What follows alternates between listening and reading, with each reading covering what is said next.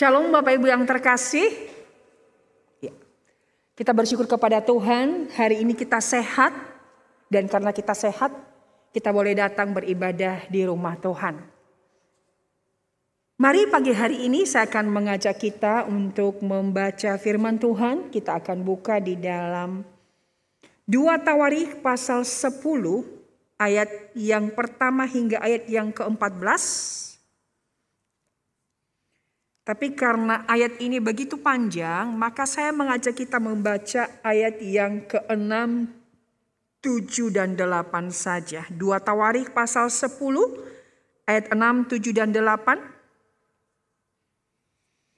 Bila Bapak Ibu sudah menemukan, nanti saya akan membaca, Bapak Ibu boleh mengikutinya di dalam hati.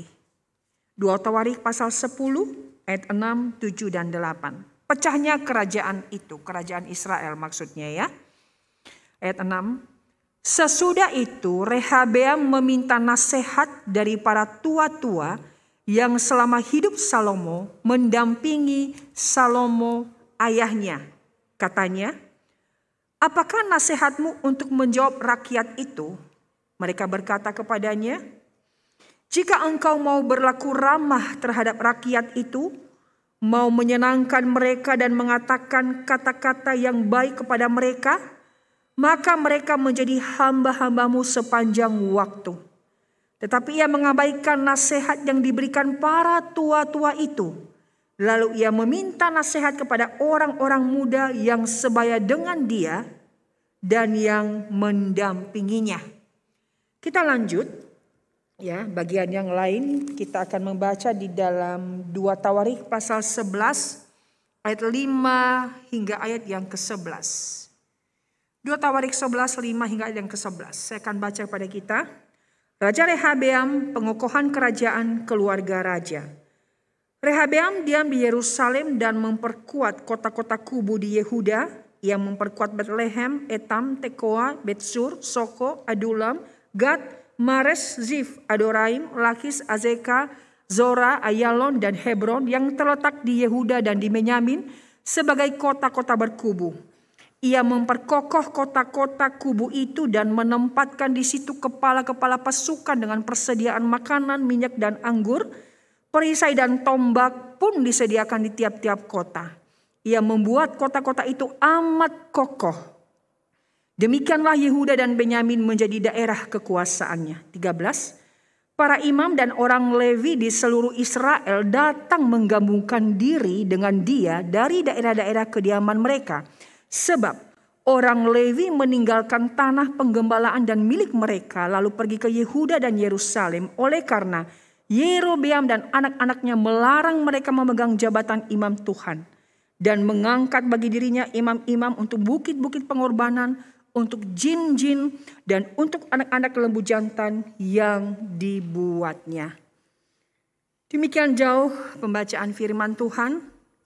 Yang berbahagia ialah mereka yang membaca, merenungkan firman Tuhan, dan melakukannya dalam kehidupannya setiap hari. Haleluya. Haleluya.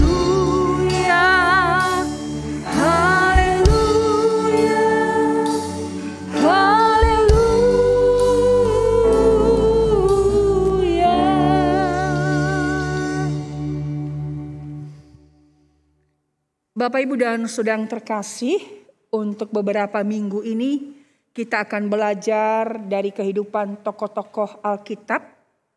Dan hari ini kita akan belajar dari kehidupan seorang tokoh Raja Israel, raja pertama setelah kerajaan itu pecah, yaitu Raja Rehabeam. Kalau minggu lalu kita belajar dari seorang perempuan Abigail yang sangat bijaksana. Nah, Bapak Ibu yang terkasih, masa kejayaan bangsa Israel itu adalah mencapai pada masa pemerintahan Raja Salomo. Salomo bukan hanya memperluas wilayah kekuasaannya, tapi ia juga membangun istananya dengan begitu megah, membangun bait Allah yang begitu mewah, dan membangun juga pertahanannya secara politik, sehingga sangat tersohor kejayaannya bukan hanya di negara Israel, tetapi juga di negara-negara lain, ya. Para raja-raja sekitar sangat kagum takut kepada Raja Salomo. Namun kerajaan itu tidak berdiri kokoh karena Salomo di masa tuanya tidak lagi sepenuh hati kepada Tuhan. Namun karena Allah masih mengingat Raja Daud, maka kerajaan itu masih diperkenan untuk diwariskan kepada keturunannya, kepada Rehabeam. Nah, yang terkasih, apakah Rehabeam ini memimpin seperti ayahnya Salomo atau kakeknya Daud? Pagi hari ini kita akan melihat, ya. Pagi hari ini kita akan merenungkan sebuah tema, mencari pembenaran. Dalam perikop yang kita baca tadi ada dua hal yang kita lihat di dalam kehidupan Rehabeam. Yang pertama adalah dia mencari dukungan dan pembenaran demi ambisi pribadinya. Setelah Salomo mati, maka Rehabeam itu dinobatkan menjadi raja. Nah, Rehabeam ini memimpin kerajaan Yehuda atau selatan, di mana di sana ada dua suku, ya, suku Yehuda dan Efraim. Sementara di kerajaan Israel di utara itu dipimpin oleh Yerobeam dengan 10 suku. Kenapa ada pemisahan begini? Karena sebenarnya Allah itu sudah menubuatkan kepada Salomo, kerajaanmu akan pecah. Dan sudah dinubuatkan bahwa Yerobeam ini kelak akan menjadi pemimpin, menjadi raja di Israel. Nah, ketika masa Salomo dia membangun yang disebut dengan kota Milo, itu Yerobeam juga enggak ikut mendukung. Dia sebenarnya seorang pemimpin yang telah diangkat oleh Salomo. Karena itu Salomo ingin membunuhnya, maka beberapa waktu lamanya Yerobeam itu pergi mengungsi ke Mesir dan dilindungi oleh seorang raja Mesir yang bernama Sisak. Setelah Salomo mati, maka Yerobeam kembali, ya, kembali. Dan kemudian ketika dia kembali, ketika Rehabeam sudah dinobatkan menjadi raja, orang-orang Israel itu datang kepada Rehabeam bersama Yerobeam. Apa yang mereka minta? Tolong dong ringankan beban kami.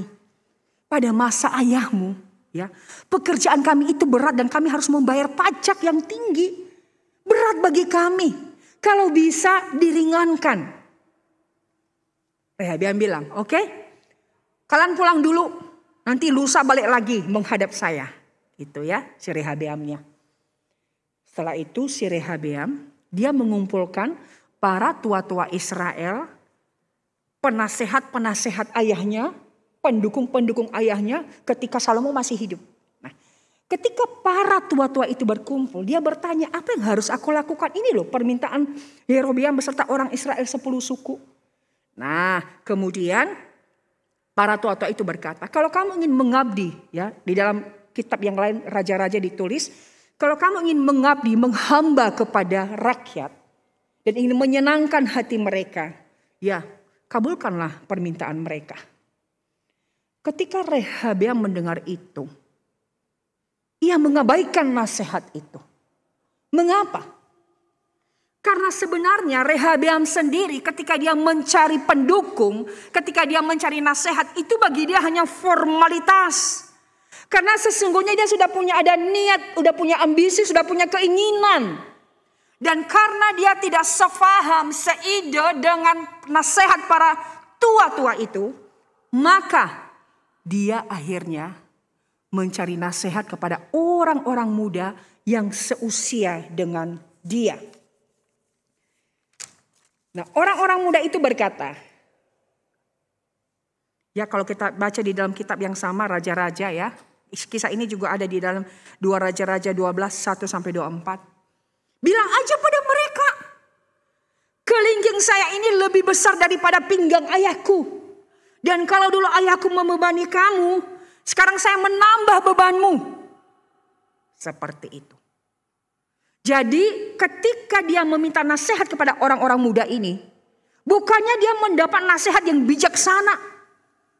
Justru sebenarnya ingin menjerumuskan dia sehingga membuat perpecahan di antara kerajaan. Tapi karena dia juga sudah ada niat sebenarnya. Bagi dia mencari nasihat itu untuk mencari pendukung sebenarnya. Dia udah punya ambisi, udah punya rencana, udah punya tujuan, udah punya target. Dia mencoba mencari kubu untuk mendukung dia, untuk mensupport dia. Dan karena dia tidak temukan kepada para tua-tua, maka dia bertanya kepada orang muda. Nah, lusa datanglah Yerobeam beserta orang-orang Israel itu.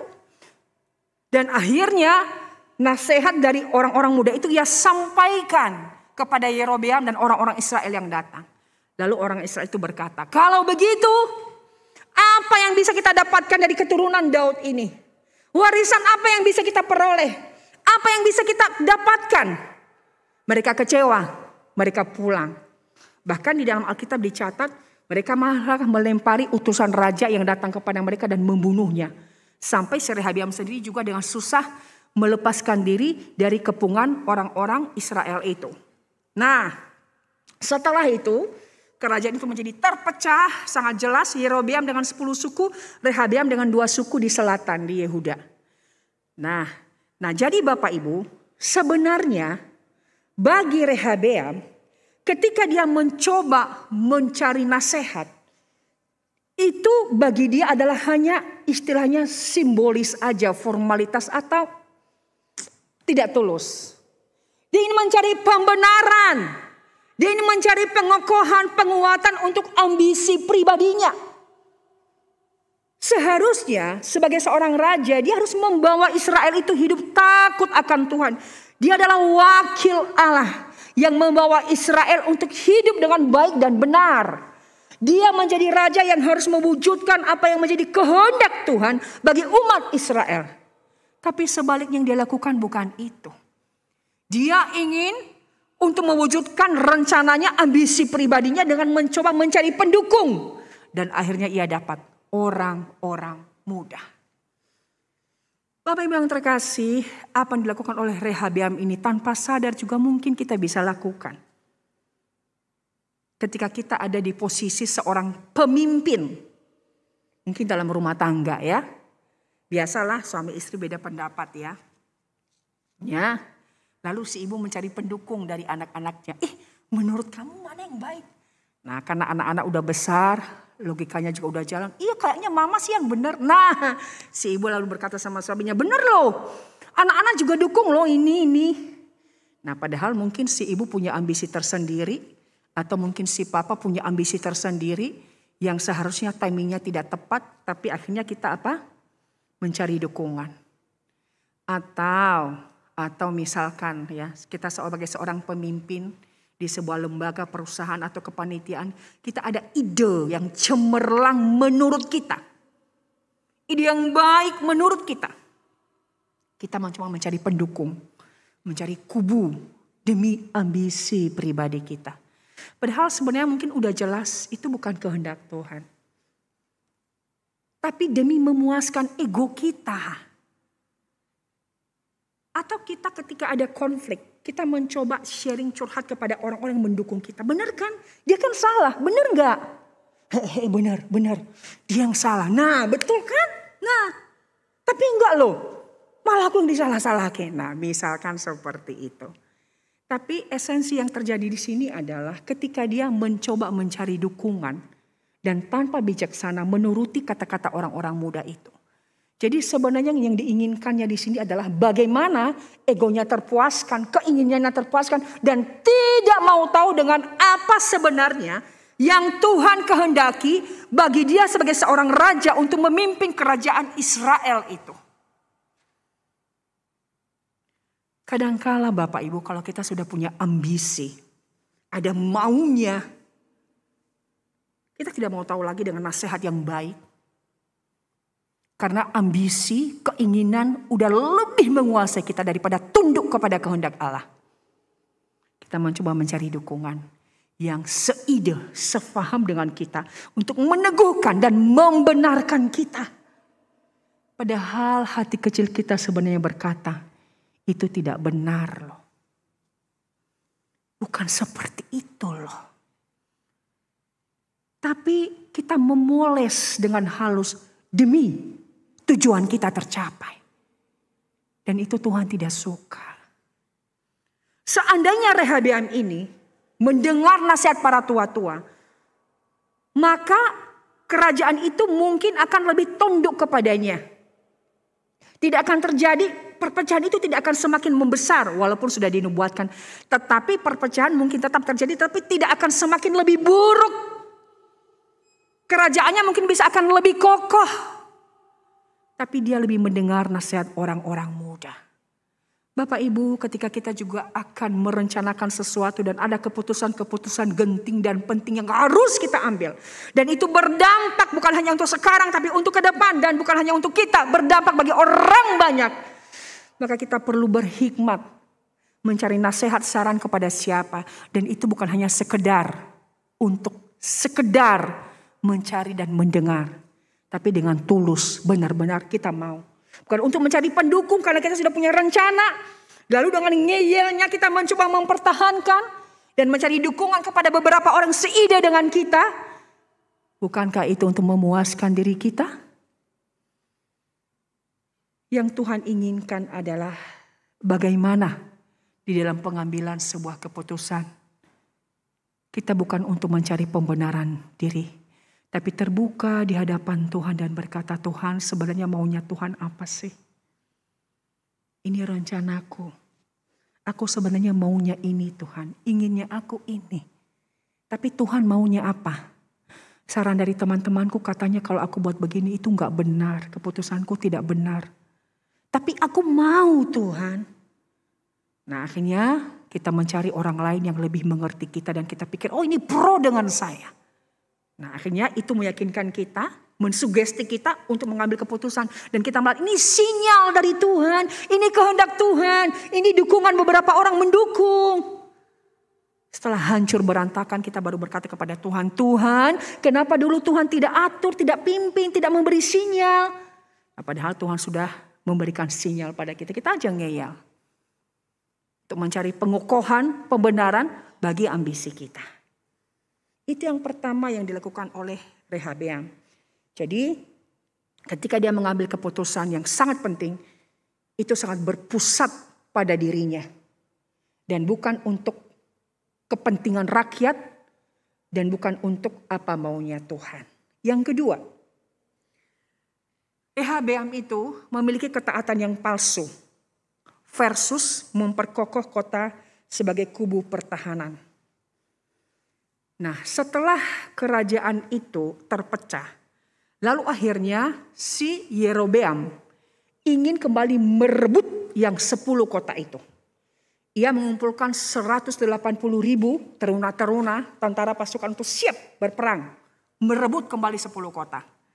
Lalu akhirnya Tuhan berfirman melalui seorang abdi Allah yang bernama seorang nabi.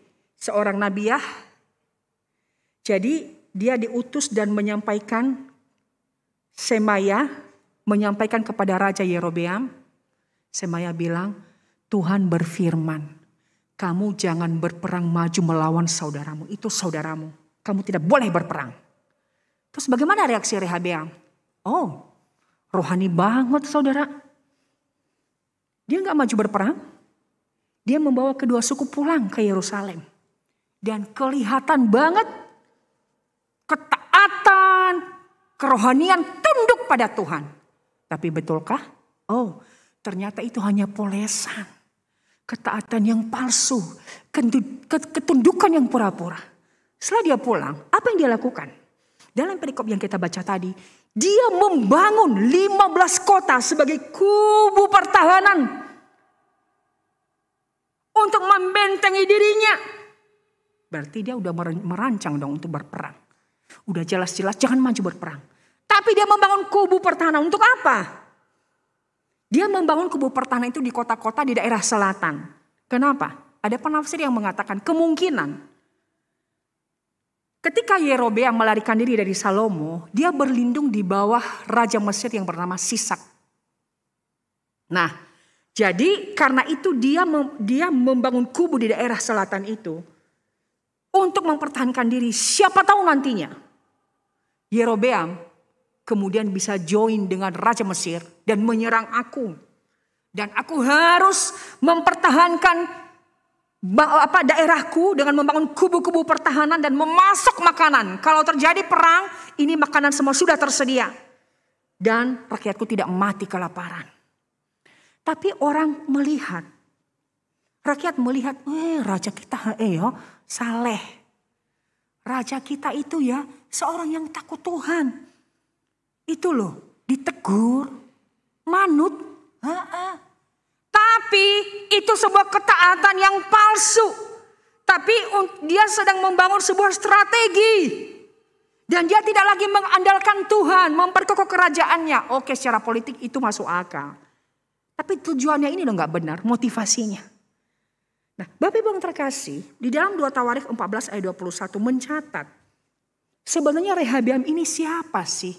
Kok sampai dia bisa memiliki ketaatan yang palsu, kerohanian yang berpura-pura begitu? Ada apa di balik kehidupannya? Oh, ternyata di dalam 2 Tawarikh 14:21 mencatat Rehabeam, nama ibunya adalah Naamah, seorang perempuan Amon.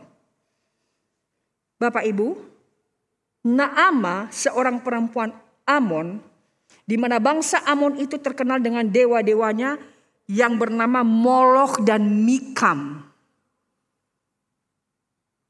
Bagi orang-orang Amon, dewa ini adalah dewa yang sangat dihargai karena dianggap sebagai bapa pelindung. Namun pada masa sejarah ini, tidak ada dewa yang sangat menjijikkan pada masa itu selain dewa Moloch dan Mikam ini. Kenapa? Karena untuk menyembah dewa ini, maka mereka harus mempersembahkan anak-anaknya dikorbankan. Dengan cara apa? Menurut sejarawan ya yang meneliti, anak-anak itu dibawa untuk berjalan melewati api sampai mereka terbakar hangus.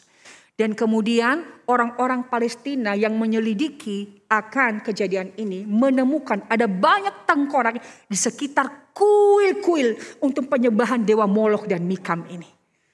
Tulang anak-anak berantakan berserakan, di mana mereka mempersembahkan anak-anaknya kepada dewa tersebut. Nah, Rehabeam diasuh oleh Naamah yang menyembah dewa ini. Dan di bawah asuhannya, di bawah didikannya juga, ia bisa menyeret Salomo. Sehingga pada masa tuanya, Salomo tidak lagi sepenuh hati kepada Allah. Naamah yang mendidik Rehabeam, yang kelak menjadi raja menggantikan Salomo. Dia raja pertama ketika kerajaan itu terpecah menjadi dua, Israel dan Selatan. Di bawah asuhannya lah Rehabeam ini bertumbuh. Seolah-olah dia seorang yang saleh. Dan karena Salomo mengizinkan istri-istrinya itu beribadah, bahkan membangun kuil-kuil bagi mereka, hasilnya, produknya adalah Rehabeam. Bapak Ibu yang terkasih, Rehabeam itu juga licik. Dia menampilkan di depan rakyat seolah-olah dia adalah seorang yang takut Tuhan. Nah, ketika Yerobeam memerintah 10 daerah, 10 suku, para imam dia tidak mengizinkan melakukan tugasnya. Karena dia takut nanti kalau mereka itu para imam-imam menjadi imam di sini, mereka akan pindah ke Yehuda. Karena itu dia larang dan dia membangun kuil-kuil penyembahan si Yerobeam ini. Nah, para imam gak mau. Para imam ini setia kepada Tuhan. Akhirnya para imam itu meninggalkan Yerobeam. Mereka pergi ke Rehabeam. Karena di Rehabeam itu ada bait Allah, ada pusat penyembahan orang Israel di Yerusalem. Nah, ketika para imam ini kembali, wah Rehabeam juga suka. Dan karena para imam ini orang yang takut akan Tuhan, setia kepada Tuhan, kerajaan Rehabeam itu menjadi kokoh. Bukan karena dianya, tapi karena para imam ini loh takut Tuhan dan mereka memperkokoh kerajaan Rehabeam. Dan sementara waktu Rehabeam bagaimana? Oh, ikut-ikutan aja. Engkau datang kan untuk menguntungkan aku. Kehadiranmu mengokohkan kerajaanku. Ayo sembah Tuhanmu. Dan seolah-olah dia juga takut akan Tuhan. Tetapi benarkah? Kalau kita baca di dalam 2 Tawarikh pasal 12 ayat 1. Ternyata di sanalah kelihatan siapa sesungguhnya Rehabeam. Dalam 2 Tawarikh pasal 12 ayat 1 mencatat. Rehabeam beserta seluruh Israel meninggalkan hukum Tuhan ketika kerajaannya menjadi kokoh dan kekuasaannya menjadi teguh. Ternyata selama ini dia berpura-pura untuk saleh, taat, takut Tuhan. Tetapi ketika dia mencapai puncak kejayaan, disitulah sesungguhnya keaslian seseorang tampak. Kejayaan, kesuksesan bukan menghancurkan karakter kita. Tapi kejayaan, kesuksesan menyingkapkan karakter asli kita. Siapa kita? Dan sekarang jelas siapa sesungguhnya Rehabeam. Ketika dia sudah jaya, ketika sudah tercapai semua ambisi keinginannya, tampaklah dengan apa ia membangun pemerintahannya. Dengan iman, dengan apa ia membangun prestasinya, dengan rohani takut Tuhan? No, bukan. Semua itu hanya rekayasa kepura-puraan dan tidak didasari atas takut akan Tuhan. Sebenarnya kalau kita mempelajari atas dasar apa kenapa kerajaannya menjadi hancur dan dia meninggalkan Tuhan? Karena dia membangun pemerintahannya di atas fondasi yang rapuh. Apakah itu? Bukan atas dasar takut Tuhan. Tapi dengan segala rekayasa, kelicikan, ambisi, rencana-rencana, tujuan demi untuk dirinya sendiri. Dan bukan untuk bertanya, Tuhan, apa yang aku lakukan? Tuhan, apa yang ingin Engkau kerjakan melaluiku sebagai raja di tengah-tengah umat pilihanmu ini? Oh, bukan itu yang dipikirkan. Tapi bagaimana membangun kerajaannya, bukan membangun kerajaan Tuhan melalui dia. Bukan. Dan sangat tampak selama ini dia mengizinkan para imam, kamu kembali, kamu menyembah Allah di bait Allah. Oh oke, silakan. Raja kita api ya, kita didukung, kita disupport untuk melakukan tugas imam kita. Dia sebenarnya hanya memperalat mereka untuk memperkokoh kerajaannya. Tapi setelah tercapai, apa yang dia lakukan? Dan Israel pun ikut-ikutan akhirnya ya. Israel meninggalkan Tuhan beserta dengan dia. Bapak Ibu yang terkasih. Ketaatan yang palsu. Kerohanian yang pura-pura itu Tuhan tidak suka. Kemunafikan Tuhan tidak suka. Tuhan berkenan kepada Daud. Apakah karena Daud orang benar? Enggak. Daud juga pernah jatuh di dalam dosa. Jatuh kepada Batseba. Dan Tuhan menghukum Daud karena dosa itu. Sehingga anak pertama dari Batseba itu mati. Itu hukuman Tuhan. Tapi kenapa Tuhan berkenan kepada Daud? Karena Tuhan berkata, aku melihat hati Daud. Memang orang hanya melihat apa yang tampak di luar. Tapi Tuhan melihat hati Daud. Hati Daud itu sepanjang pemerintahannya. Dia tidak pernah membawa rakyat menyembah kepada berhala. Dia tidak pernah merancang yang jahat. Kesombongan pun dia usahakan tidak ada di dalam dirinya. Siapa aku ini Tuhan? Anak seorang gembala. Siapakah aku ini Tuhan? Aku hanya manusia yang dari debu dan tanah. Tuhan melihat hati Daud. Walaupun dia pernah jatuh di dalam dosa. Tapi hatinya selalu ia jaga. Bahkan ketika ada peluang untuk berbuat jahat.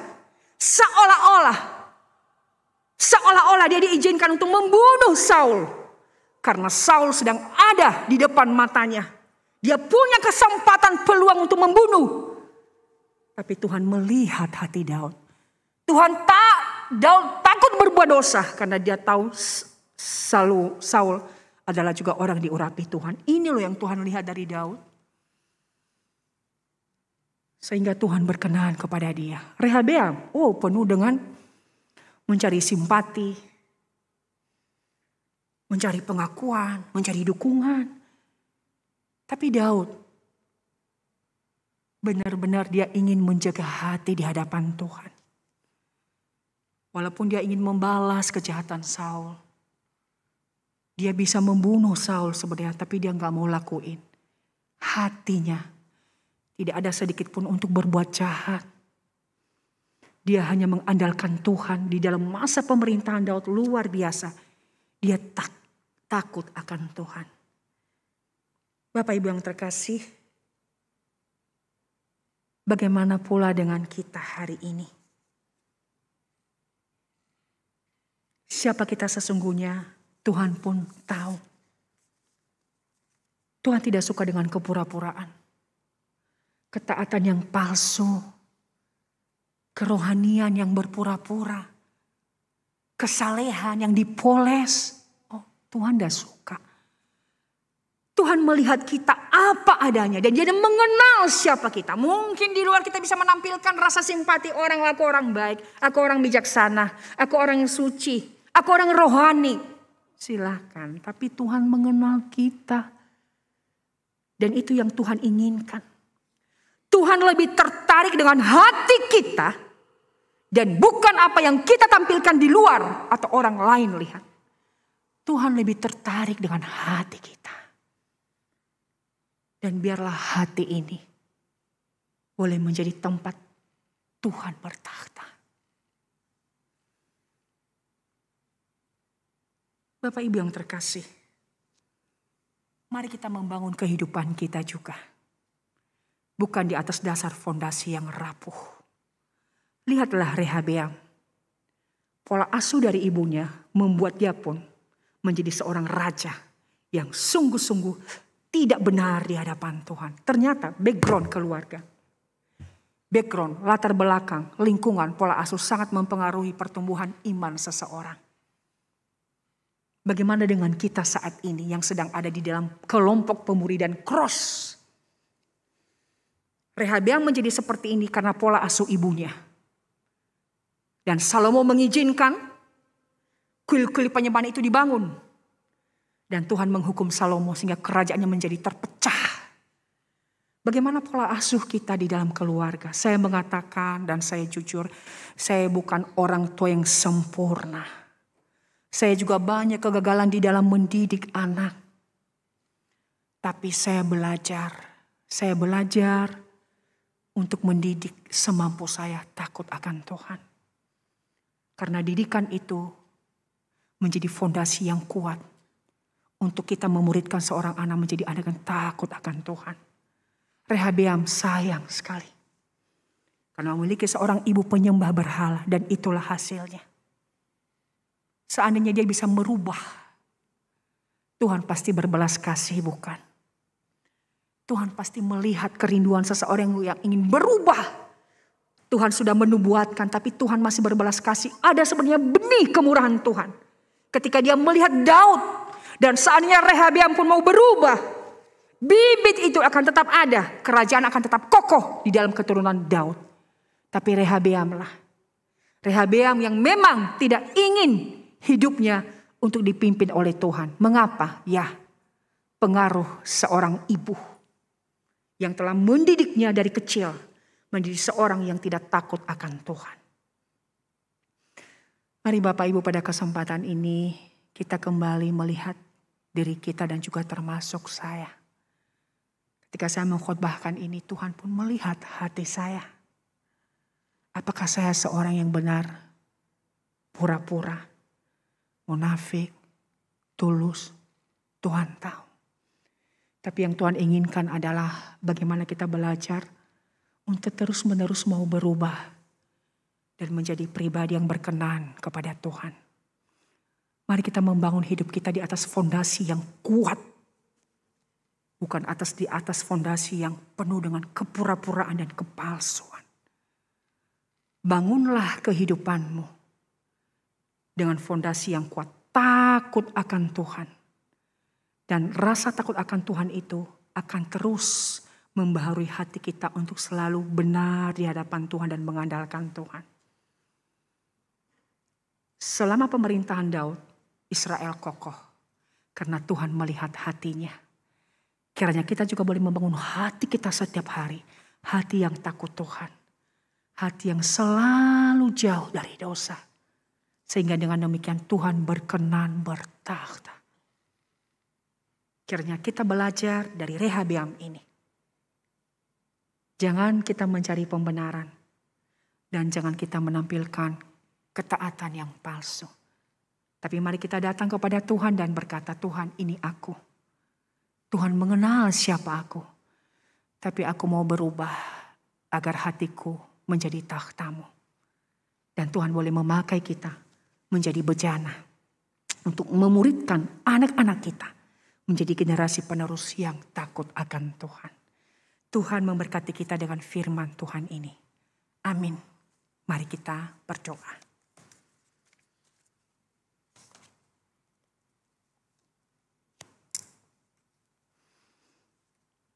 Bapa, terima kasih buat kebenaran firman-Mu yang kami boleh renungkan pagi hari ini. Kami boleh belajar dari tokoh-tokoh Alkitab, apa yang patut kami teladani dan apa yang patut kami buang. Tuhan, ajar kami memiliki hati seperti Daud, hati yang berkenan kepada Tuhan. Kami tahu, Tuhan, hati kami penuh dengan dosa. Hidup kami penuh dengan kecemaran. Bahkan ada rencana-rencana kami, rancangan-rancangan kami yang tidak sesuai dengan kehendak Tuhan. Rancangan-rancangan demi ambisi kami, ego kami, memuaskan diri kami. Atau mungkin rancangan-rancangan kami yang jahat, yang tidak berkenan kepada Tuhan. Ampuni kami, Bapa. Tapi kami rindu Engkau terus membaharui hidup kami, membentuk hati kami, agar di sana ada kesucian, ketulusan, kejujuran di hadapan Tuhan.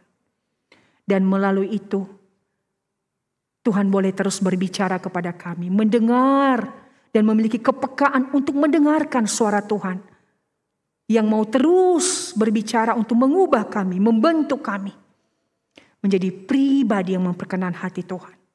Apapun profesi kami hari ini, apapun status kami adalah orang yang memberikan pengaruh dalam keluarga kami, dalam pekerjaan kami, dalam pelayanan kami, dan dimanapun kami berada. Kami adalah orang-orang memberi pengaruh. Karena itu berikan kami hati yang takut akan Tuhan, agar lewat tutur kata kami, sikap hidup kami, sungguh Tuhan, kami boleh membawa orang lain untuk hidup sesuai dengan kehendak-Mu.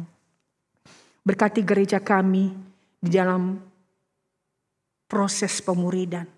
Berkati cross-cross yang ada, agar melalui itu semua boleh membentuk kami menjadi orang-orang takut akan Tuhan. Dan membawa hidup kami untuk terus bertumbuh menjadi murid yang sejati. Yang boleh membawa keluarga kami, anak-anak kami, orang-orang sekitar kami, teman-teman kami, untuk berbuah menjadi murid Kristus yang sejati. Kami berdoa untuk jemaat Tuhan yang sakit, yang lemah tubuh, yang usia lanjut, proses pengobatan. Kami mohon jamahan-Mu Bapa, ketika mereka berseru memohon kesembuhan, kiranya Engkau berkenan menjadi Yehova Rafa. Beri kesembuhan, beri kekuatan, beri pertolongan.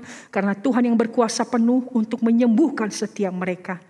Dengarkan setiap doa-doa mereka Tuhan. Agar mereka boleh mengalami kesembuhan dari Tuhan. Dan mereka boleh kembali beribadah dan bahkan melayani Tuhan. Anak-anak Tuhan yang sedang mengalami kesulitan, persoalan, masalah. Baik itu masalah dalam rumah tangga, masalah ekonomi, masalah pekerjaan. Dan berbagai pergumulan yang lain kami bawa di hadapan Tuhan. Kami mohon pertolongan Tuhan. Beri jalan keluar. Beri pertolongan-Mu. Nyatakan kasih dan kuasa-Mu. Agar anak-anak di tempat ini Tuhan boleh mengalami Engkau dalam hidupnya. Dan itu membawa kami untuk semakin beriman percaya kepada Tuhan. Bapak terima kasih. Kami menyerahkan untuk perjamuan kudus kami minggu depan. Siapkan hati kami. Agar ini boleh membawa kami untuk terus mengalami Tuhan, semakin mengasihi Tuhan dan semakin setia. Terima kasih Bapa, inilah seluruh doa syafaat kami yang kami mohonkan. Di dalam satu nama, Tuhan kami, Yesus Kristus. Amin.